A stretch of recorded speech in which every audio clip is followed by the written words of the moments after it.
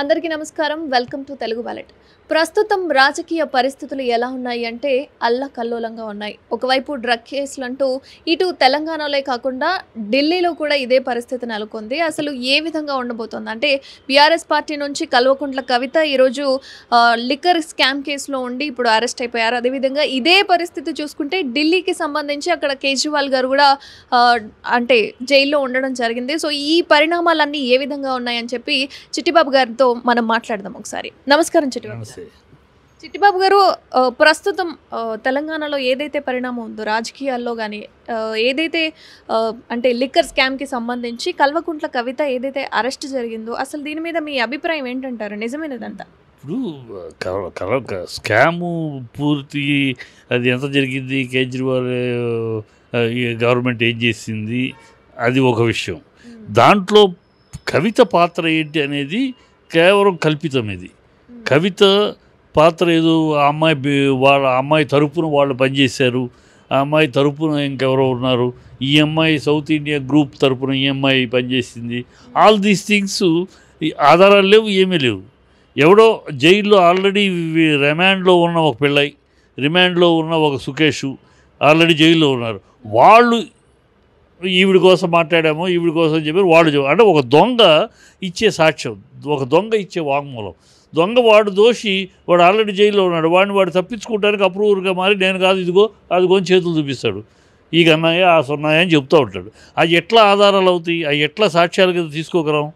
వాడే దొంగ, ఆ దొంగ వాడు తప్పించుకోవడానికి వాడు చెప్పే అబద్ధాలు అయ్యి వేరే ఆధారాలు ఏమున్నాయి? ఆ అమ్మాయి డబ్బులు హ్యాండిల్ చేసినట్టు కానీ అమ్మాయి దగ్గర డబ్బులు ఏమైనా దొరికినా, మీరు చేసిన డబ్బులు ఏమైనా దొరికినాయా, లేకపోతే ఏమైనా ఆధారాలు రాసి పెట్టుకున్న ఆధారాలు ఏమైనా దొరికినాయి? అంటే మనీకి సంబంధించి ట్రాన్సాక్షన్స్ కానీ వాళ్ళ చార్ట్స్ కానీ ఉన్నాయని చెప్తున్నారు. ఉన్నాయంటున్నారు. ఎలా ఉన్నాయంటున్నారు? ఎలా ఉన్నాయనేది వాడు చెప్పాడు. జైల్లో ఉన్న అప్రూవర్గా మారిన పిల్లయ్య చెప్పాడు, జైల్లో ఉన్న సుకేష్ ఉత్తరం రాశాడు. అరే వాళ్ళు దొంగలు, దోషులుగా వాళ్ళు జైల్లో ఉన్నారు. వాళ్ళు చెప్పారు, వాళ్ళు రాశారు కనుక దాన్ని బట్టి మేము కేసు ఫైల్ చేస్తున్నామంటే ఇది పొలిటికల్గా ఒక పొలిటికల్ డ్రామా తప్పితే మరొకటి కనపట్లా. ఏదో రకంగా బీఆర్ఎస్ దెబ్బ కొట్టాలి, ఏదో రకంగా బదనామా చేయాలి. సో కవిత ఈ 2.5 ఏళ్ళు మొదటి ఏమో సాక్షి అన్నారు, తర్వాత ఏమో అనుమానితురాలు అన్నారు, ఇప్పుడేమో దోషి అంటున్నారు. 2.5 ఏళ్ళుగా దాన్ని ప్రాసెస్ కొనసాగుతూనే ఉంది. ఇదిగో అంటున్నారు, అదిగో అంటున్నారు, సాక్ష్యాలు ఇదిగో ఉన్నాయి, మా దగ్గర ఉన్నాయి అంటున్నారు. సాక్ష్యాలు ఇప్పుడు అరెస్ట్ చేసి సాక్ష్యాలు చెప్పాలి. అరెస్ట్ చేసిన విధానమే తప్పు. ఎప్పుడైనా ఒక రాష్ట్రంలో ఒకళ్ళని అరెస్ట్ చేస్తే మరో రాష్ట్రానికి తీసుకెళ్లాల్సి వస్తే ట్రాన్సిట్ ఆర్డర్ అని ఉంటుంది. ఖచ్చితంగా ఇక్కడ మ్యాజిస్ట్రేట్ దగ్గరికి ప్రజెంట్ చేసి తీసుకెళ్తాం చేసి అక్కడ నుంచి ఆర్డర్ తీసుకుని వెళ్ళాలి. అంతే తప్పితే వీళ్ళ పాటికి వెళ్ళడానికి లేదు. అది అందరికి తెలిసే. ఆ చట్టాన్ని కూడా ఉల్లంఘించి ఢిల్లీ నుంచి వచ్చారు, తీసుకెళ్ళిపోయారు. ట్రాన్సిట్ చట్టం అడిగితే కూడా ఢిల్లీకి వచ్చి కనుక్కోండి అంటున్నారు. అంత తలబిరుస్తు సమాధానం ఎందుకు చెప్పగలుగుతున్నారు? అంత తలబిరుస్తు సమాధానం ఒక ఆఫీసరు వెనకాలం గవర్నమెంట్ సపోర్ట్ ఉంది కదా. కేంద్రం సపోర్ట్తోనే కల్వకుంట్ల కవితని ఇప్పుడు కేసు నమోదు చేశారు. 100% దాంట్లో ఏం సందేహం లేదు. ఎక్కడ కూడా రిటర్న్గా ఆ అమ్మాయి వీళ్ళతో మాట్లాడిందన్న రికార్డు కానీ, వాళ్ళతోటి సంతకం పెట్టిందని రికార్డు. ఇప్పుడు కేజ్రీవాల్ మినిస్టర్ దీని లేకుండా తన సంతకాలు పెట్టాడు, ఉన్నాయి ఏ సాక్ష్యాలు. సో అది కోర్టులో తేలుతుంది. సంతకాలు ఈ అమ్మాయి ఏం సంతకం ఉంది? సంతకం లేదు. ఈ అమ్మాయి మాట్లాడి ఒప్పించింది ఏమీ లేవు. కేజ్రీవాల్ ఎందుకు కలిశారంటే ఒక సీఎం కూతురు, ఒక ఎమ్మెల్సీ మరొక సీఎంను కలిసింది. ఎందుకు కలిశారంటే దీనికోసం కలుస్తారా? అంటే మీరు అనుమానం పెనుభూతంలాగా మీకేదో అనుమానాలు ఉంటే, మీరేదో ఎవరినో ఇరికించాలంటే దానికోసం కథను తయారు చేసి, ఒక కథను తయారు చేసి మీరే సాక్ష్యాలు తయారు చేసి చేస్తారులాగా ఉంది తప్పితే ఇది రేపు తెలిసిపోద్దుగా. ఇంక కోర్టులో తొందరలో రేపు తెలిసిపోద్ది. అంటే కేవలం కల్వకుంట్ల కవితను మాత్రమే ఎందుకు ఈ కేసులో ఇరికించాలి? అంటే కేసీఆర్ని ఇరికించుండొచ్చు, లేదా కేటీఆర్ గారిని కూడా ఇరికించుండొచ్చు కదా. అంటే కేసీఆర్ సీఎం కనుక ఆల్రెడీ ఇక్కడ కేజ్రీవాల్ మీద గురి పెట్టారు. సో ఆ సీఎం ఇక్కడ సీఎం కూతురు. తమిళనాడులో కూడా అలాగే గతంలో కనిమొళిని ట్రాప్ చేశారు. అట్లా అది రాజకీయాల్లో అదొక ఇంట్లో ఆడ కూతురు ఉంటే కూతురిని లింక్ చేయటం, ఒక బదనామం చేయటం, ఏమైనా కూతురు అనగానే కొంచెం కంగారు పడతారు ఏ తండ్రి అయినా, అలా కేసీఆర్ని ఇబ్బంది పెట్టాలి. అంతకని ఇప్పుడు సాక్ష్యం అనేది ఉంటే గట్టిగా మీరు నిర్దిష్టంగా చెప్పండి, ఇదిగో ఈ అమ్మాయి ఇలా మాట్లాడింది ఆధారం, ఇదిగో ఈ అమ్మాయి ఇలా సంతకం పెట్టింది ఆధారం చెప్పండి. ఏవి లేవు, వాడు చెప్పాడు వీడు చెప్పాడు, దోషి రిమాండ్లో ఉన్న ఖైదీ వాడు పిల్లై అప్రూవర్గా మారి చెప్పాడు, రిమాండ్లో ఉన్న బుచ్చిబాబు అప్రూవర్గా మారి చెప్పాడు. అరే రిమాండ్లో ఉన్న ఖైదీలు చెప్పే సాక్ష్యాలు ఎట్లా అవుతాయి? అది అంగీకరించలేం కదా. అవి పెట్టుకుని మేము ఛార్జ్షీట్ రెడీ చేసాము సాక్ష్యాలు ఉన్నాయనంటే అదే అందుకని కోర్టులో తేలిపోద్దుగా. వీళ్ళు ఇవన్నీ బూటకం అమ్మ, బూటకం. అది కేజ్రీవాల్ మీద వెళ్ళే కోణంలో ఒక కేజ్రీవాల్ మీద అంటే ఓన్లీ కేజ్రీవాల్ మీద అటాక్ చేశారని అంటారేమో అని ఇలా కలపడం.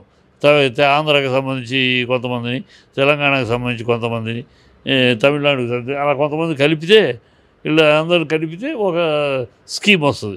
సో అందరి మీద ఒకరి మీద కాదు, ఒకరి మీద గురిపెట్టి కాదు, అందరినీ అవినీతి అని ముద్ర వేయచ్చు, అపోజిషన్కి దెబ్బ కొట్టచ్చు. అందులో ఇక్కడ బీఆర్ఎస్ని గట్టిగా దెబ్బ కొట్టాలి, మళ్ళీ లెగవకుండా దెబ్బ కొట్టాలి. ఎందుకంటే బీఆర్ఎస్ అనేది ఉంటే కాంగ్రెస్కి బీజేపీకి నష్టం. వాళ్ళిద్దరూ నేషనల్ పార్టీగా పంచుకుంటారు సీటు, దొంగలు ఊళ్ళు పంచుకున్నట్టు పంచుకుంటారు. కనుక వాళ్ళిద్దరికీ కూడా రీజనల్ పార్టీ వద్దు, ప్రాంతీయ పార్టీ వద్దు. వాళ్ళిద్దరూ దేశం మొత్తం మీద కూడా అదే చేస్తున్నారు. ప్రాంతీయ పార్టీలు తొక్కేయటం, ప్రాంతీయ నాయకులను అణిచేయటం ఒక పాలసీగా పెట్టుకున్నారు. సో ప్రాంతీయ పార్టీలు పెరగకూడదు, ప్రాంతీయ నాయకులు దేశ నాయకులు కాకూడదు, అక్కడే ఉండాలి. అది రెండు జాతీయ పార్టీల యొక్క దుర్మార్గపు ఆలోచన. ఆ ఆలోచనలో భాగమే జరగదు. అంటే కేవలం ఇప్పుడు కల్వకుంట్ల కవితను వాళ్ళు డైరెక్ట్గా ఏదైతే జైల్లో పెట్టేశారో ఇప్పుడు ఆల్రెడీ అరెస్ట్ చేసేశారు, ఎటువంటి ఆధారం లేకుండా ఈడీ ఇటువంటి నిర్ణయాలు తీసుకుంటుంది అంటారా? ఈడీకి బిఎల్ఎంఏ యాక్ట్ కింద ఉన్నాయమ్మా కొన్ని వెసులుబాట్లు. దాని మీద వాళ్ళు ఇప్పుడు ఈ 4 రేపటిదాకా ఉంది కదా కస్టడీ, ఈ రేపటిదాకా కస్టడీ ఇప్పుడు రోజు ఇంటర్వ్యూ చేస్తున్నారు. ఈ రేపు కోర్టులో ప్రజెంట్ చేయాలి. వాళ్ళు ఏమి రాబట్టారు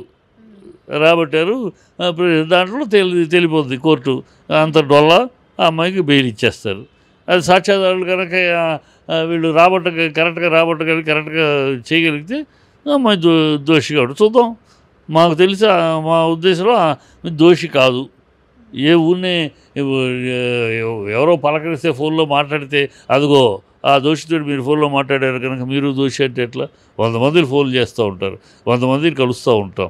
ఒక సీఎం కూతురుగా, ఎమ్మెల్సీగా 100 మందిని కలుస్తూ ఉంటారు. వాళ్ళలో ఎవరు దోషి, ఎవడు ఏంటి, వాడితో మాట్లాడచ్చా వీడితో మాట్లాడకూడదా అని ఆలోచిస్తూ కూర్చోలేరు కదా ఎవరు కూడా. సో నువ్వు వాళ్ళతో మాట్లాడావు కనుక నువ్వు ఢిల్లీలో ఆ హోటల్లో వాళ్ళని కలిసావు, నువ్వు ఢిల్లీలో కేజ్రీవాల్ కలిసావు. అరే కేజ్రీవాల్ కలిస్తే దోషి అయినట్టేనా? ఢిల్లీలో ఎవరినో కలిస్తే దోషి అయిపోయినట్టేనా? అంటే కేవలం ఒక్కసారి కలవడానికి కాకుండా ఇది ఇప్పుడు మాత్రం జరిగింది కాదు, స్పెషల్గా ఈ రోజే జరిగింది, నిన్ననే జరిగింది అనుకోవడానికి అసలు వీల్లేదు. ఎందుకంటే కొన్నేళ్లుగా కవిత లిక్కర్ స్కామ్ అనుకుంటూ కొనసాగుతూనే వస్తుంది. కొన్నేళ్లుగా కవిత లిక్కర్ స్కామ్లో దోషి అనలా, కొన్నేళ్లుగా సాక్షి అన్నారు. సాక్షిగా అమ్మాయి ఓన్లీ సాక్షిగా పిలుస్తున్నాము, ఈ సంబంధంలో మీరు కలిశారు కదా ఏమన్నా మాట్లాడారా ఈ విషయాలు కానీ సాక్షిగా పిలిచామన్నారు. సాక్షిగా పిలిచారు, ఏవి దొరకలేదు. అందుకు నెక్స్ట్ ఏమన్నారు, సంవత్సరం తర్వాత అనుమానితురాలు అన్నారు. అనుమానితురాలుగా చేర్చాము ఛార్జ్షీట్లో అన్నారు. అనుమానితురాలు కానీ ఏమీ దొరకపోయినా ఇప్పుడు వాడు చెప్పాడు, జైల్లో ఉన్నవాడు అప్రూవర్గా మరి వాడు చెప్పాడు, ఇంకెవడో సన్నాయికి చెప్పాడు, ఇంకొక అన్నయ్య చెప్పాడు, వాటి ఆధారంగా ఆ అమ్మాయి దోషి అంటున్నారు. మరి దోషి అయితే మొదట్లో ఎందుకు లేదు, 2.5 ఏళ్ళు ఎందుకు పట్టింది అంటే దీన్ని బట్టి అర్థమవుతుంది. ప్లాన్ చేస్తూ ఏదో రకంగా ఇరికించాలని చూస్తున్నారు. అలా కాకపోతే ఇలా కాకపోతే ఇలా, అట్లా ఇప్పుడు ఫైనల్గా తీసుకెళ్ళారు. పెట్టాలనుకున్న కోరిక తీరిద్ది వాళ్ళకి. 5 రోజులు కస్టడీలో ఉంచారు. రేపు 23 మధ్యాహ్నం 2 గంటల లోపు ప్రజెంట్ చేయమన్నారు. రేపు 23 రేపు ప్రజెంట్ చేసినాక తెలిసిపోద్ది కదా వాళ్ళు ఏమి రాబట్టారు, ఏమీ తెలుస్తుంది. నా అనుమానం ఖచ్చితంగా కోర్టు తన విజ్డమ్ ఉపయోగిస్తుంది. వీళ్ళు సరైన ఆధారం లేకుండా ఎవరో దోషులు చెప్పినవి, ఎవరో జైల్లో ఉండేవాళ్ళు అప్రూవర్గా మరి చెప్పినవి, వాటిని ఆధారంగా కేసు పుటప్ చేస్తున్నారు. అవి చెల్లవు అని కోర్టు చాలాసార్లు చెప్పింది. ఒక దోషి ఇచ్చే వాంగ్మూలాన్ని చెల్లవు. ఇంకా ఇతరత్ర కాంక్రీట్ ఎవిడెన్సెస్ కావాలి. ఆ అంటే కాంక్రీట్ ఇది కేవలం కేంద్ర పార్టీ చేస్తున్న ఒక పన్నాగం కేంద్ర పార్టీ చేస్తున్న పన్నాగం అంతే. ఖచ్చితంగా ఆ జాతీయ పార్టీలకు ఉన్న మైండ్ సెట్ అది ఇవాళ. జాతీయ పార్టీలు దేశంలో కాంగ్రెస్ బీజేపీ రెండు కూడా ఒకప్పుడు కాంగ్రెస్కే ఉండేది ఆ బుద్ధి. ఇందిరాగాంధీ పీరియడ్లో ఈ అన్నింటిని ఉపయోగించి బెదిరించి బ్లాక్మెయిల్ చేయటం అది కాంగ్రెస్కి ఉందా దాని డిఎన్ఏ. బీజేపీ కూడా అలవర్చుకుంది ఈ మధ్యకాలం. బీజేపీ కూడా అలాగూ అపోజిషన్ పార్టీలని ఈ కేసులు ఆ కేసులు ఇరికించడం.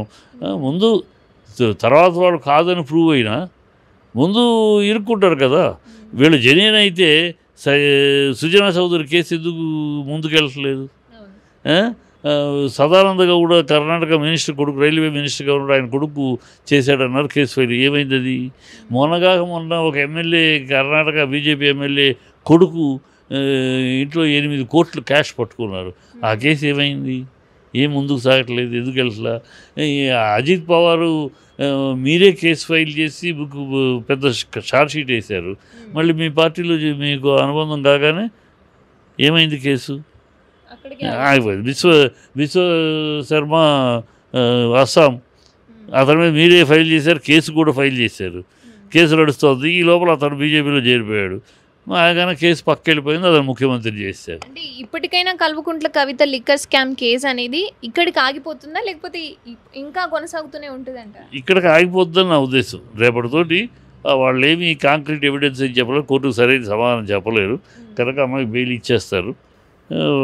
ఫర్దర్గా ఏదైనా కావాలంటే ఎప్పుడు కావాలని ఇచ్చు అలాంటి కండిషన్ మీద ఇస్తారని అనుకుంటున్నాను. థ్యాంక్ యూ చిట్టిబాబు గారు.